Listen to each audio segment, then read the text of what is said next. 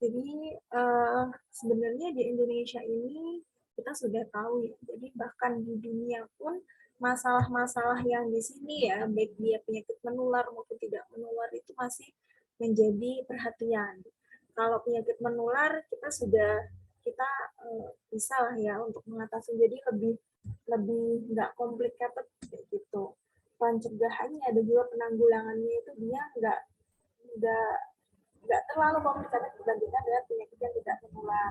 Kalau penyakit tidak menular itu kan sebagian besar diakibatkan karena gaya hidup ya, gaya hidup, pola makan, itu yang mengakibatkan penyakit beberapa ini.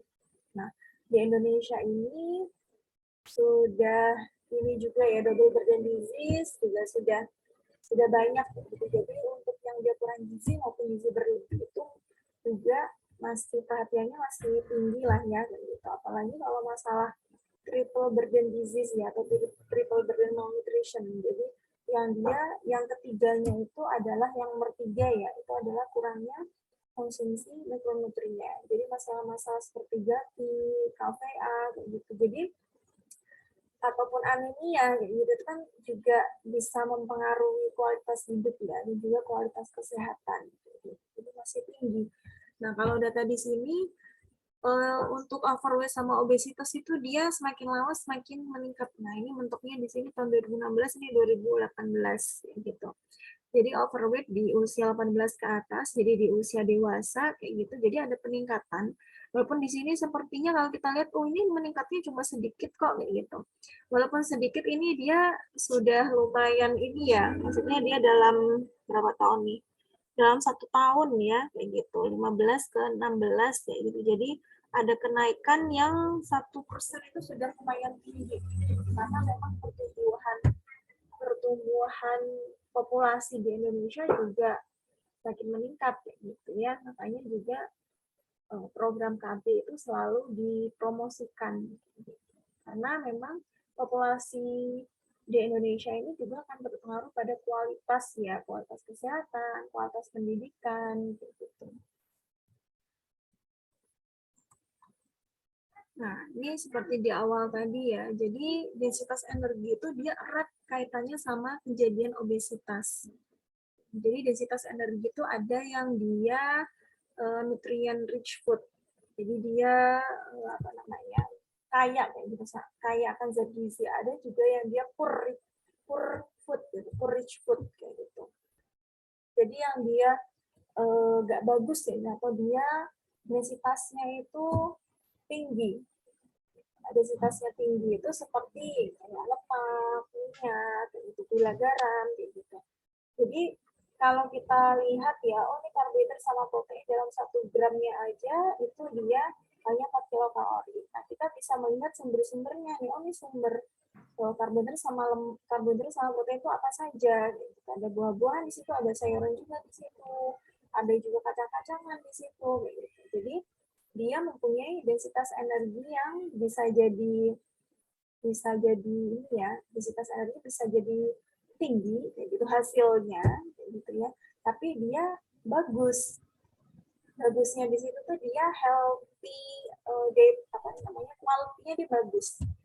Jadi kalau kita bandingin ya, kalau kita visualisasi gitu, orang makan yang dia misalkan ya sama-sama 100 kilokalori gitu ya, 100 bukan ya, gram aja lah ya kayak gitu.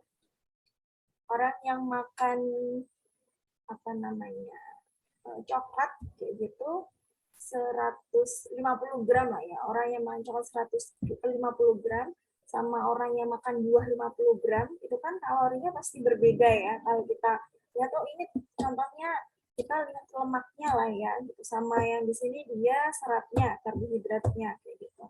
Ini 50 dikalikan 9 sekitar 450 nih densitasnya gitu.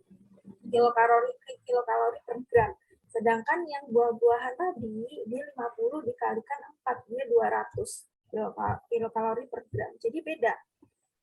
Jadi dalam gram yang sama, itu dia akan menghasilkan densitas yang berbeda. Ya. Jadi memang ini bisa memicu adanya kejadian obesitas ataupun overweight. Jadi makanya kalau orang-orang yang diet kayak gitu ya, nah itu biasanya pemilihan makanannya pun dia melihat densitas energinya, sumbernya kayak gitu. Ini sumbernya sumber yang densitas energinya rendah atau densitas energinya yang tinggi nih, gitu ya. Nah, ini contohnya kalau keju 1 gram sama sini seledri kayak gini 1 gram, dia kalorinya berbeda gitu. Kalau kilokalori per gramnya itu juga berbeda gitu ya. Jadi semakin rendah nilai densitas energi, maka pola konsumsi pada individu atau masyarakat itu dia semakin baik. Jadi pola makan itu dia kan tidak hanya melihat frekuensi ya. Jadi kalau kita membicarakan mengenai pola makan, di situ ada frekuensi, di situ ada variasi, di situ ada kebiasaan makan. Pemilihan makan juga. Jadi pemilihan makanannya tuh ke yang mana nih? Yang dia densitas energinya tinggi atau yang dia yang rendah nih. Jadi setiap makanan tuh dia mengandung nilai kalori yang berbeda dalam setiap unit makanan.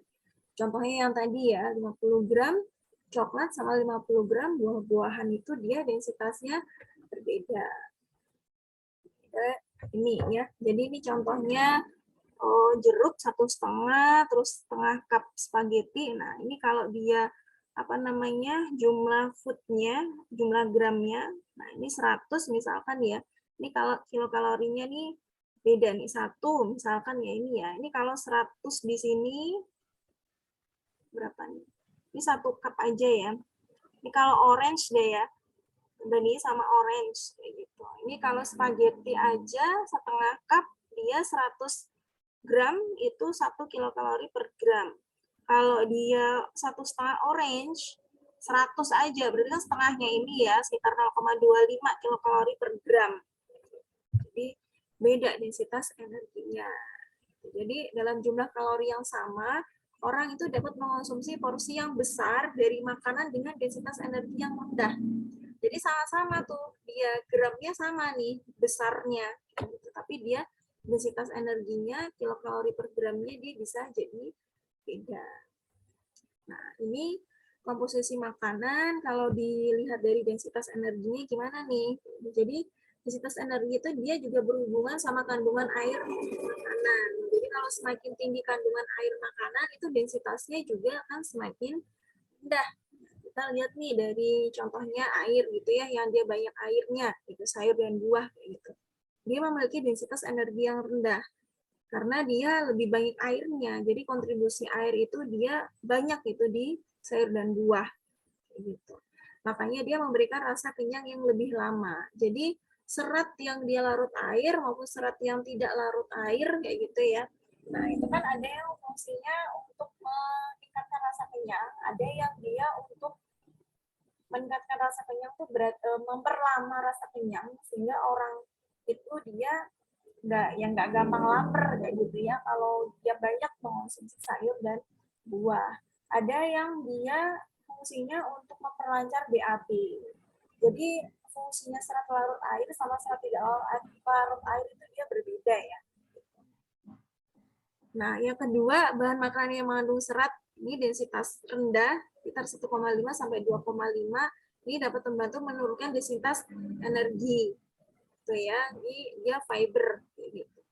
Ini bisa juga serat yang sayur dan buah kayak gitu, tapi seratnya nggak cuma sayur dan buah ya, kayak gitu. Bisa juga dari serealia, bisa juga dari kacang-kacangan, itu dia juga mengandung serat. Gitu. Yang ketiga, bahan makanan yang mengandung air sedikit memiliki densitas energi yang tinggi. Nah, biasanya juga itu lebih sedikit ya airnya ya, gitu. Dan juga dia bahan-bahan yang memang secara komposisi dia lebih tinggi gitu ya, gula dan juga minyak.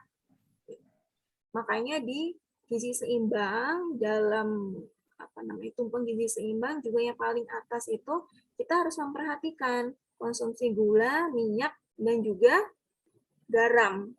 Kayak gitu ya. Gula itu berapa? 4 sendok makan, minyak itu dia 5 sendok makan dalam sehari, dan juga garam itu 1 sendok teh. Kayak gitu. Dan jadi yang dimaksud di situ kalau kita kan biasanya konsumsinya ini ya di rumah gitu misalkan. Konsumsinya dari masakan ibu. Jadi yang perlu diperhatikan itu kita juga harus memperhatikan label makanan. Nah, di gizi seimbang itu kan juga ada label makanan ya.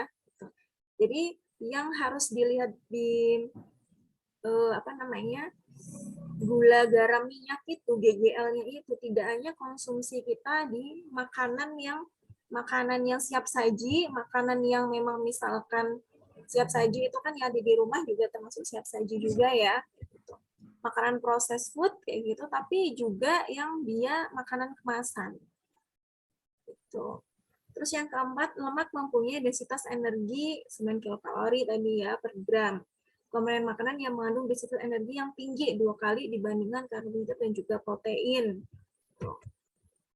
Jadi energi densitas energi itu dia ada yang high, ada yang low. Jadi kalau kita lihat gambar di sini, mayoritas memang kalau kita lihat di sini ya, yang dia medium sama high itu dia mengandung tinggi kalori, tinggi lemak. Yang memang dia pola makannya bisa berkontribusi terhadap resiko obesitas. Dibandingkan sama yang low energy dense. Jadi kebanyakan dia tinggi cairannya, tinggi seratnya. Ini fungsinya di sini dia bisa meningkatkan rasa kenyang, memperlama rasa kenyang, supaya dia nggak cepet lapar, kayak gitu. Nah ini juga biasanya dikonsumsi memang untuk orang yang ingin menurunkan berat badan, ataupun ingin mengubah pola makannya. Jadi jadi kita ubah persepsi ya, jadi diet itu tidak selalu untuk diet itu tidak ini pengen menurunkan berat badan secara drastis atau enggak. Jadi dia ingin sehat. Jadi secara long term tujuannya, ya tujuan goal yang utamanya itu supaya sehat. Nah, sehat di situ kan bisa, oh ini dia berat badannya tidak ideal. Atau dilihat dari IMT-nya, dia berlebih, overweight, ataupun obesitas. Nah, ini kan akan mempengaruhi aktivitas ya, kualitas aktivitasnya dia. Mempengaruhi kualitas juga, kualitas hidup sehari-hari. Pastilah ya, kinerjanya juga semakin menurun, ataupun konsentrasinya menurun juga, kayak gitu. Nah, makanya diubah pola makannya, atau diet, kayak gitu ya. Ini contoh makanan yang dia tinggi, sedang, rendah, dan sangat rendah. Jadi kalau dilihat dari tadi ya, yang awal tadi, yang ada cairan, serat, terus dia lemak, kayak gitu. Nah, ini juga bisa dilihat dari range-nya. Oh, tinggi itu 4-9. Gitu ya, di atasnya 4-9. Karena di sini dia 4 ya, batasannya. Jadi ini lebih dari 4. Jadi dia yang makanya kadarnya rendah. Jadi kadar cairannya di sini tuh dia rendah. Gitu ya.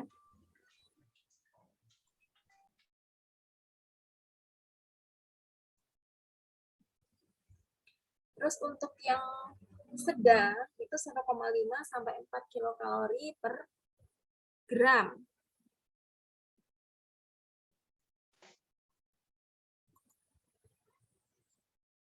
Ini contohnya roti, kentang yang digoreng-goreng kayak gitu. Nah, biasanya kalau yang tinggi tuh digoreng-goreng tuh gorengnya biasanya deep frying ya. Jadi dia nyelup semuanya di dalam minyak.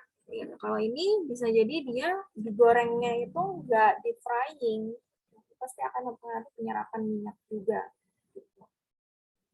Buah yang dikeringkan itu pasti dia kadarnya dia berbeda ya dengan buah yang segar. Ada penambahan perasa di situ, kayak gitu, penambahan garam juga. Yang buah awet, buah yang diawetkan, gitu ya.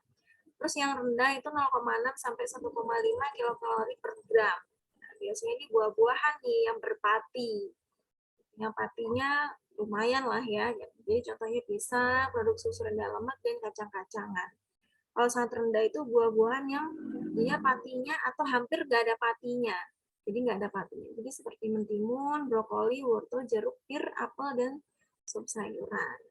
Jadi kalau kita lihat, oh ini misalkan jadi pati itu kan juga berhubungan sama, walaupun dia beda ya, kayak gitu, dia berhubungan sama serat maupun karbohidrat juga. Ini yang makanan padat energi. Jadi densitas energi itu juga berhubungan sama makanan padat energi, ataupun dia tinggi energi ya di sini ya. Jadi makanan padat energi itu biasanya kadar lemaknya tinggi ataupun dia ya energinya tinggi gitu ya. Dia bisa berkontribusi terhadap penumpukan lemak juga di dalam tubuh. Gitu. Beberapa makanan padat energi itu juga sebenarnya sehat ya, namun sebagian besar memang dia lebih ke makanan yang tidak sehat. Jadi makanan yang dia padat energi yang sehat nih, contohnya nih kacang-kacangan, biji-bijian. Jadi ini kan sebenarnya kalau dilihat dari protein, karbohidratnya dia juga tinggi ya. Tapi kalau yang ini kan dia karena dia proteinnya tinggi ya dibandingkan dengan lemak, nah, itu dia didefinisikan sebagai makanan padat energi yang dia sehat.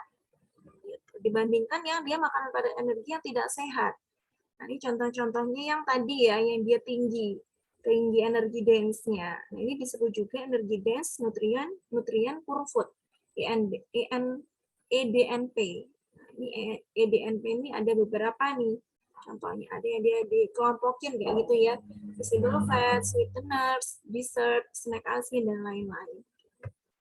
Jadi visible fat itu dia yang biasanya digunakan, beberapa digunakan untuk memasak ya, bahan untuk memasak, menggoreng, kayak gitu. Jadi margarin, mentega, minyak, krim, dan lain-lain. Kalau sweeteners sudah tahu lah ya, gula, sirup, permen, kayak gitu. Dessert yang manis-manis, nah ini juga siapa sih yang nggak suka makanan manis kayak gitu ya, tapi kita juga harus bisa membentengi lah ya istilahnya. Jadi kita punya takaran kayak gitu.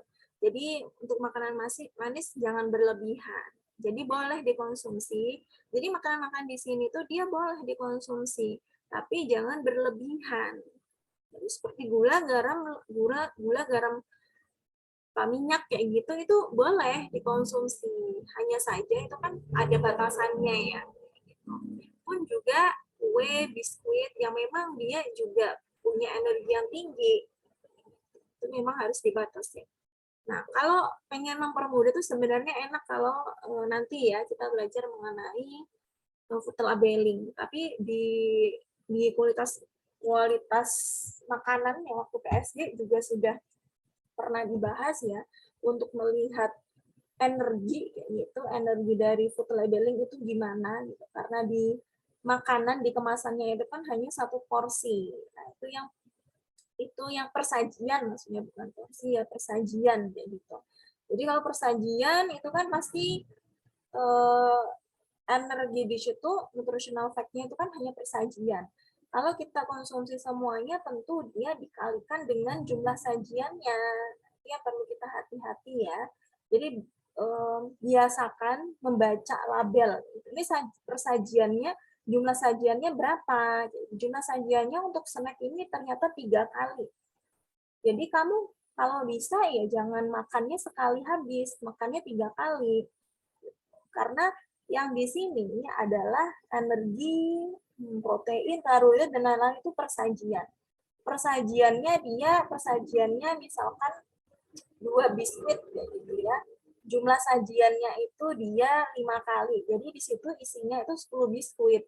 Gitu ya, 2 dikali 5. Gitu. Jadi 10 biskuit. Nah, 2 biskuit itu dia yang ada, yang nutritional fat-nya, komposisi nilai gizinya itu yang 2 biskuit itu. Kalau kita konsumsinya satu kali habis kayak gitu ya, jadi 10 biskuit tentunya dia harus dikalikan 5. Gitu ya, energinya di situ terpampang itu misalkan 80 kilokalori, berarti harus dikalikan 5. Jadi 450 kilokalori. Jadi kita kalau mengedukasi juga harus tahu dulu gitu. Jadi biasanya kalau kita kan kalau misalkan nggak punya landasan atau nggak punya pengetahuan itu udah kesenangan sendiri gitu ya, wah ini dia satu satu snack besar itu dia cuma 80 kilokalori, wah kecil banget ini, kayak gitu satu kali makan, kayak gitu, setengah kali makan lah ya, setengah porsi kayak gitu.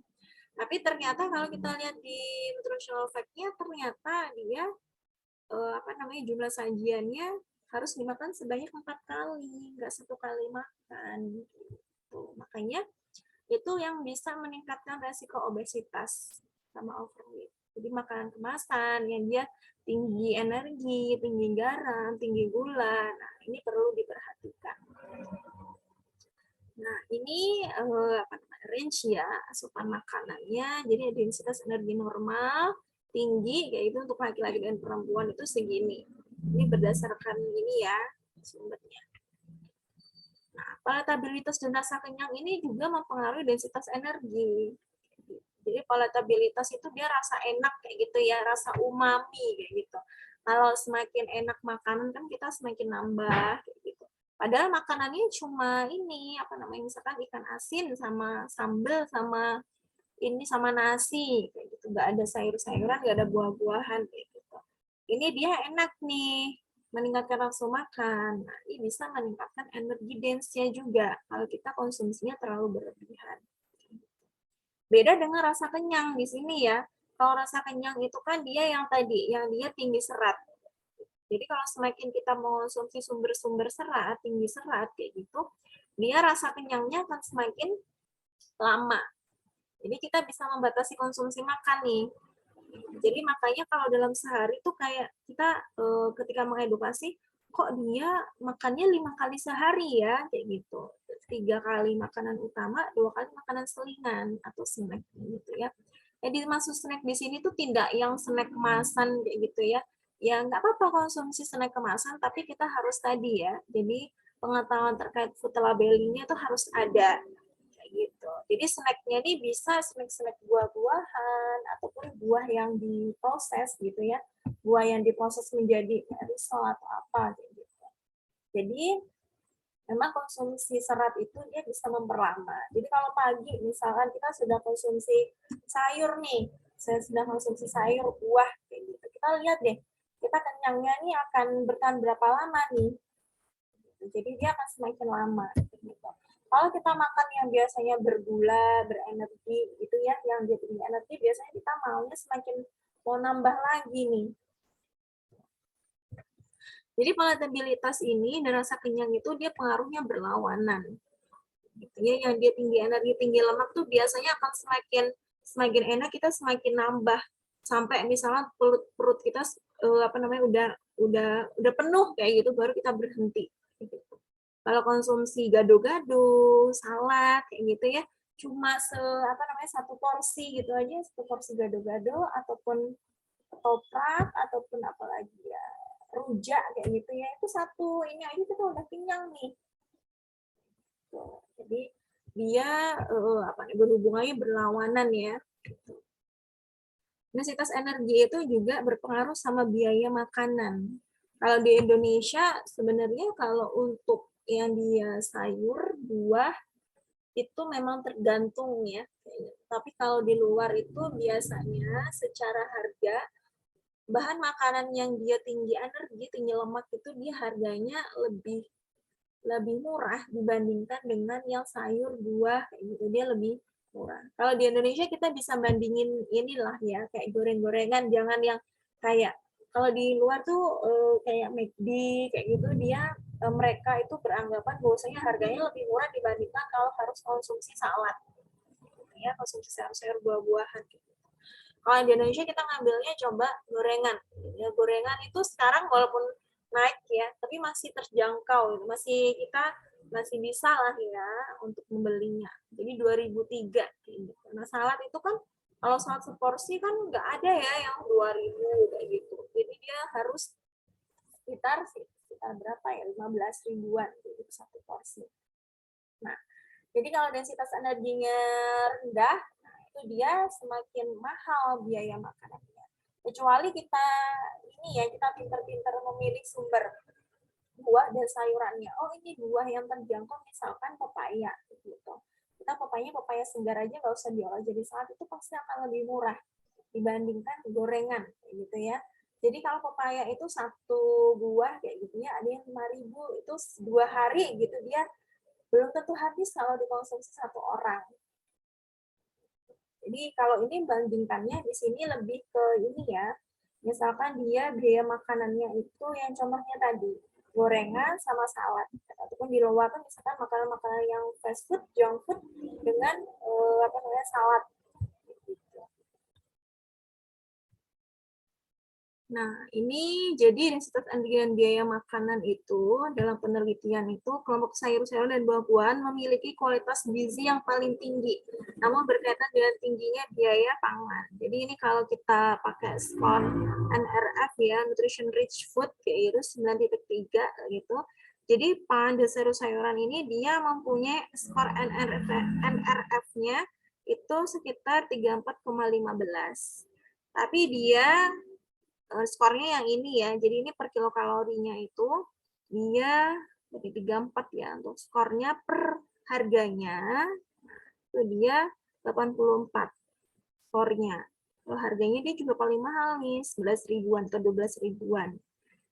Nah, ini dia di Indonesia ya, karena di sini dia pakai rupiah. Jadi kita juga harus pintar-pintar milih sayur dan buah ya, gitu. Karena memang belinya pun di mana itu juga pasti akan mempengaruhi harga. Apalagi dia beli sama nanam sendiri tentu pasti beda ya biaya yang dikeluarkan. Nah, di sini menghitung densitas energi dari tabel komposisi makanan. Ini dia kalau hitung densitas energinya, kalau di tabel komposisi makanan atau nutritional fact itu dia nggak lihat serving per kontainernya ya, jadi dia per kilokalori per gramnya aja. Jadi kalori per servingnya ini ya, kalori per servingnya ini dibagi dengan serving per gramnya, gram per servingnya ya, itu rumusnya. Jadi 100 yang ini kalori per servingnya dibagi gram per servingnya 110, jadi 0,9 kilokalori per gram. Ini kan dia fat free coklat puding ya. Dia nanti juga bakal beda nih dengan coklat bar, large bar of chocolate kayak gitu ya. Jadi coklat batangan kayak gitu. Jadi per servingnya dia beda kayak gitu. Nah di sini dia nih per kilokalori per gramnya ya, energi density-nya berbeda nih. Fat free coklat puding dia 0,9 kilokalori per gram. Terus yang untuk bar of coklat, nah itu dia energi density-nya 5,1 kilokalori per gram. Lebih tinggi yang ini, ya. Nah, ini mengukur skor densitas energi dan densitas zat gizi pangan. Jadi ini skor DED-nya ya, dense energy density. Jadi tadi ya di awal tadi juga sudah dipampang ya tabelnya ya, tinggi sama sangat rendah kayak gitu. Jadi ini karena dia secara definisi juga energi per gram ya, kilokalori per gram. Jadi rumusnya dense energy density energy density ya, dietary energy density kayak gitu. Jadi kilokalorinya per gramnya itu berapa. Terus yang kedua, kita juga bisa menggunakan yang rumus NRF 9.3, Nutrient Rich Food 9.3. 9.3 ini karena dia ini ya ada 9 jenis zat esensial, jadi protein, serat, dan lain-lain sampai potasium di sini. Ada 3 di sini jenis zat gizi yang ditambahkan, zat gizi yang apa namanya kayak maksimalnya kayak gitu ya, yang dia dibatasin kayak gitu, seperti gula, tambahan asam lemak, biru, dan natrium. Gitu. Nah, ini skor NRF-nya ya, jadi dia semakin tinggi kuintilnya, maka berarti kualitas zat gizi pangan semakin baik. Kayak yang tadi, jadi kalau sayur dan buah tadi kan skornya di sini kan dia berapa nih? 84 kayak gitu ya. Jadi semakin tinggi dia kualitasnya semakin baik nih. Kayak gitu.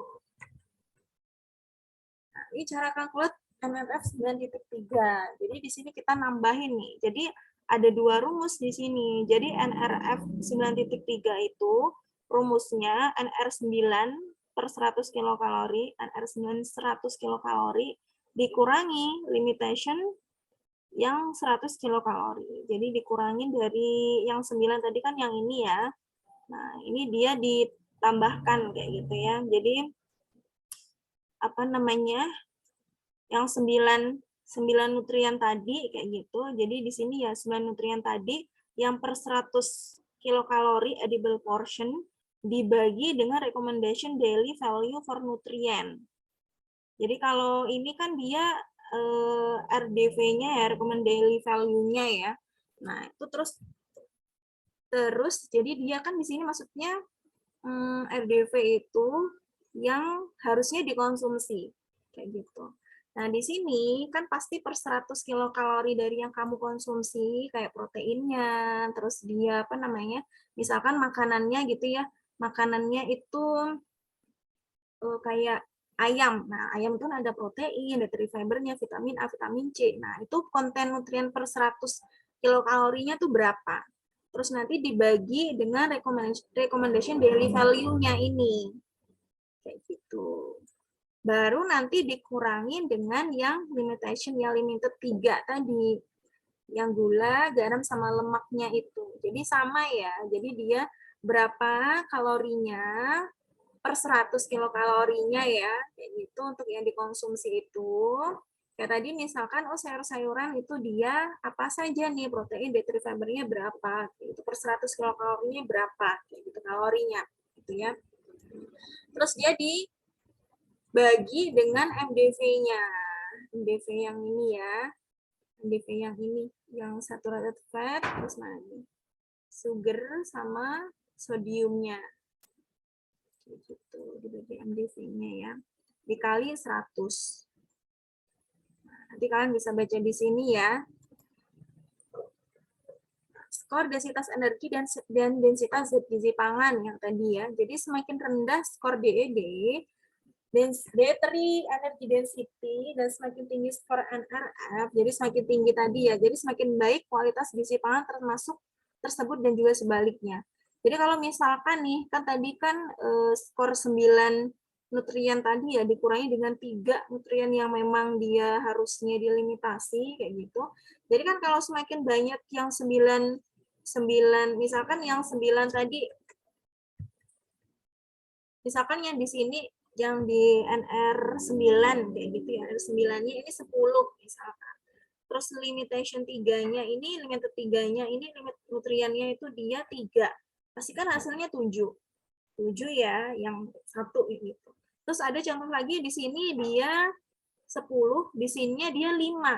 Nah, berarti kan 5 ya, kayak gitu. 7 sama 5 kan pasti lebih besaran 7. Jadi 7 itu dia hasil yang semakin baik kualitas makanannya. Ini juga dilihat dari kuintilnya tadi, skor kuintilnya tadi. Jadi kalau dia semakin banyak nih skornya, dia kualitas makannya semakin bagus. Karena dia skor yang NR9-nya itu, nutrien 9-nya itu, dia pasti lebih baik dibandingkan limited yang 9 bahan makanan yang tadi. Kayak gitu ya. Nah, ini densitas asupan zat gizi. Ini asupan zat gizi, gramnya dibagi dengan asupan energinya. Per 1000 kilokalori. Kalau densitas energi kan tadi ini ya kilokalori per gram ya. Nah, kalau ini densitas asupan zat gizi. Jadi asupan zat gizinya berapa dibagi dengan asupan energi kilokalorinya dikali 1000 kilokalori. Nah, ini juga ada ada scoringnya ya sesuai dengan FAO ya gitu. Ini juga di sini dengan penjelasan. Jadi kalau skornya misalkan di bawahnya dari standar FAO, nah ini bisa dikategorikan dia kalau di bawah ya berarti dia kurang. Kalau di atasnya dari standarnya ini berarti dia cukup. Kayak gitu. Kalau protein nih protein aja nih yang punya 3, yang lainnya dia bisa mengikuti standar yang ini. Ini lebih kecil atau dia lebih besar dibandingkan dengan standar FAO-nya ini. Gitu. Ini yang saya bilang, jadi densitas energi itu dia berhubungan dengan healthy diet index. Jadi kualitas dietnya orang. Jadi kualitas diet itu bisa diukur dengan skor. Dia skor ada beberapa tools ya yang bisa melihat bagaimana kualitas diet dari seseorang. Gitu. Bisa dia lewat FFQ ataupun orang yang orang yang perempuan itu juga punya healthy diet index sendiri gitu. Jadi ada yang umum, ada yang spesifik ke sasaran tertentu. Jadi kita bisa tahu nih, nah ini dia kualitas dietnya nih bagus atau tidak. Nanti kita belajar di pertemuan selanjutnya. Jadi ya, jadi memang densitas energi ini kaitannya sangat erat gitu ya dengan manajemen berat badan. Jadi semakin tinggi ataupun semakin rendah pasti dia akan berhubungan. Jadi semakin tinggi densitas energinya, tentu dia akan berpengaruh sama peningkatan berat badannya. Jadi kalau misalkan dia rendah, nah dia akan menurunkan berat badannya. Jadi kalau kalian sering dengar kayak gitu ya, ada namanya DEFCAL, jadi defisit kalori. Defisit kalori untuk orang yang dia ingin menurunkan berat badannya itu jangan terlalu langsung banyak gitu ya defisit kalorinya. Jadi misalkan kalian sehari itu punya kebutuhannya itu 2100 dari perhitungan gitu ya, 2100. Nah, itu kalau kalian ingin menurunkan, nah itu jangan sampai oh ini saya mau sampai 1000. Nah, itu jangan 1000 kilokalori aja konsumsi dalam sehari itu jangan. Karena itu akan membuat tubuhmu shock kayak gitu ya, dan juga kalian akan merasa pusing kayak gitu ya, dan juga lemes. Jadi penurunan defkalnya, defisit kalorinya itu juga harus sedikit demi sedikit supaya badan itu dia bisa beradaptasi. Gitu. Jadi kalau kalian misalkan mengikuti ya, saya ingin mengetahui mengikuti cara dietnya si A, saya ingin mengikuti cara dietnya si B. Gitu. Tapi kalian kan sudah punya pengetahuan ya, bahwasanya oh defisit kalori itu ya boleh, gitu. Tapi dia sesuai dengan tahapan. Dan juga misalkan penurunan pola makannya ingin diubah. Pola makan diubah di situ, jadi teman-teman juga sudah tahu kan ya ilmunya. Jadi di situ kalau bisa harus gizi seimbang juga. Gizi seimbang di situ ada sumber karbohidrat, protein, lemak, serat, vitamin mineral.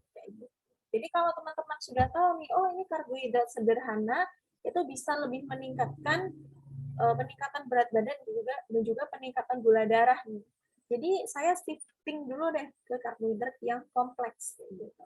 Karena dia bisa memperlama rasa kenyang kayak gitu ya. Jadi karbohidrat kompleks itu dia berasal dari yang banyak seratnya. Jadi teman-teman bisa shifting nih, oh nih nasi dia karbohidrat sederhana nih. Aku shifting deh ke karbohidrat yang kompleks kayak gitu. Ataupun misalkan masih konsumsi nasi putih ya nggak masalah, tapi bisa dikurangin kayak gitu. Dikuranginya jangan drastis dulu kayak gitu, dikuranginya sedikit demi sedikit supaya badan itu beradaptasi. Lebih bagus lagi kalau ditambahi dengan aktivitas fisik, exercise. Ya, jadi exercise 3-5 kali dalam seminggu, intensitasnya sekitar 30 menit. Karena kalau berat badan itu selain menurunkan prosentase lemak dalam tubuh, kita juga bisa meningkatkan prosentase otot gitu ya, karena kan ada juga yang susah banget ya nurunin berat badan ataupun yang susah banget meningkatkan berat badan. Jadi solusinya nih bisa dengan peningkatan otot. Jadi di sini memang kalau densitas energinya tinggi tadi ya, dia bisa beresiko overweight, obesitas, dan juga bisa menimbulkan sindrom metabolik. Jadi resiko terkena sindrom metabolik. Jadi memang harus hati-hati. Apalagi kalau kita sekarang ya, dengan aktivitasnya yang sedentary, sering duduk, sering layah-layah, gitu, sering di tiduran kayak gitu ya, aktivitas fisiknya sedikit, exercise-nya bahkan tidak ada kayak gitu. Sambil ngerjain tugas ngemilnya keripik kayak gitu ya. Nah, itu nanti juga nggak kalian sadari lama kelamaan sehari kayak gitu densitas energi kalian kilokalori per gramnya itu dia akan tinggi. Kelamaan dia akan menumpuk nih lemak di beberapa bagian kayak gitu ya, di perut, di paha, di pantat, di lengan kayak gitu. Jadi memang mengubah pola hidup sehat itu nggak susah kayak gitu ya, sebenarnya nggak susah kayak gitu, yang nggak susah tapi juga nggak gampang gitu. Makanya kalau misalkan kalian merasa oh ini aku kalau sendiri nggak ada motivasi, agak susah nih, cari teman kayak gitu ya supaya bisa manajemen pola makan kalian gitu. Ataupun ikut bergabung di komunitas gitu ya. Tapi kalian karena sudah punya basic ya, pengetahuan, jadi jangan jangan tergiur misalkan oh 1 bulan dia turun 12 kilo nih gitu. Itu nanti cairan dalam tubuhnya juga sangat menyusut ya kayak gitu. Jadi kita tahu bahwasanya dalam sebulan itu sekitar 1,5 sampai 3 kilo lah ya, itu yang normal. gitu ya. Jadi 2 minggu itu 1 sampai 1,5 gitu. Jadi kalau misalkan sampai 10 kilo sampai 8 kilo, nah itu nanti takutnya akan mempengaruhi pola hidupnya juga, gitu, kualitas hidupnya juga. Lebih ke apa? Mungkin stres jadinya ya, stres, rambutnya nanti dia rontok kayak gitu, banyak breakout kayak gitu. Jadi memang menurunkan berat badan itu atau mengubah pola hidup sehat itu dia nggak instan. Dan untuk konsisten itu juga nggak mudah gitu ya. Jadi nanti ketika kalian misalkan sudah jadi ahli gizi nih, ingin memberikan edukasi kayak gitu, memang memberikan semangat dan juga motivasi itu sangat penting. Dan juga jangan lupa monitoring. Jadi kalau di PSG atau status gizi itu kan juga perlu monitoring evaluasi. Jadi kita lihat nih, apakah sudah berhasil atau belum program yang kita rencanakan untuk si responden atau si pasien ini. Misalkan ada kendala, ini perlu dievaluasi lagi. Jadi evaluasi bisa diganti programnya, diganti program dietnya, atau tetap dilakukan dengan beberapa revisi. Gitu ya. Jadi ini melakukan diet dengan rendah densitas energi. Jadi mencoba untuk masukkan sebagian besar sayur dan buah ke dalam makanan. Gitu. Jadi 3 sampai 4 porsi dan juga 4 sampai 5 porsi ya kalau menurut tumpeng gizi seimbang. Gitu. Terus lengkapi makanan dengan menambah pati dan sayur. Ini istilahnya di sini lebih ke ini ya, menerapkan gizi seimbang. Kayak gitu. Jadi kalian harus, oh ini berapa nih proteinnya, berapa porsi? 2 sampai 3 porsi. Karbohidratnya berapa? 3 sampai 4 porsi. Kayak gitu. Cairannya berapa nih? Cairannya disesuaikan sama aktivitasnya. Gitu. Oh ini dia apa namanya 8 gelas sehari gitu, atau 1,5 liter sehari. Gitu. Tapi dilihat dulu dia aktivitasnya gimana nih, aktivitas di luarnya dia lebih ke outdoor ataupun indoor, pasti dia akan berhubungan sama kebutuhan cairannya gitu ya. Terus perhatikan juga nih ya, kita lihatnya tumpeng gizi seimbang ya, yang digoreng jadi lemak, penyerapan lemak. Jadi kita harus kalau kita pengen tahu lagi, kita harus belajar lagi nih tentang penyerapan minyak ya, kan ada konversinya ya setiap proses pengolahan gitu, digoreng ataupun dia dibakar kayak gitu. Terus ini dikonsumsi secara jarang dan memperhatikan porsi makanan. Jadi yang dia densitas energinya yang tinggi, nah ini dikonsumsinya jarang. Jadi di sini tidak bilang kalau tidak boleh dikonsumsi. Jadi basicnya diet itu tidak membuat kita stres gitu ya, karena kalau kita stres nggak boleh makan apa-apa, nah itu dia juga akan mempengaruhi psikologinya kita. Jadi untuk kita sebagai ahli gizi juga ya, ketika memberikan edukasi, kata-kata yang lebih baik yang kita gunakan adalah dikurangin. Untuk mengurangin, ibu kurangin konsumsi ini ya, kurangin konsumsi ini ya, gitu. Jadi itu biar pasiennya ataupun respondennya itu nggak ngerasa nggak boleh konsumsi, kayak gitu. Karena pasti susah ya. Apalagi misalkan sebelumnya dia suka banget nih sama keripik-keripikan, sama apalagi ya goreng-gorengan dia suka banget kayak gitu. Terus tiba-tiba disuruh cut, disuruh nggak boleh konsumsi, itu bisa stres ya. Gitu. Jadi jarang. Jadi 1 sampai 2 kali seminggu kayak gitu dikonsumsinya. Nah, di sini ada yang mau ditanyakan?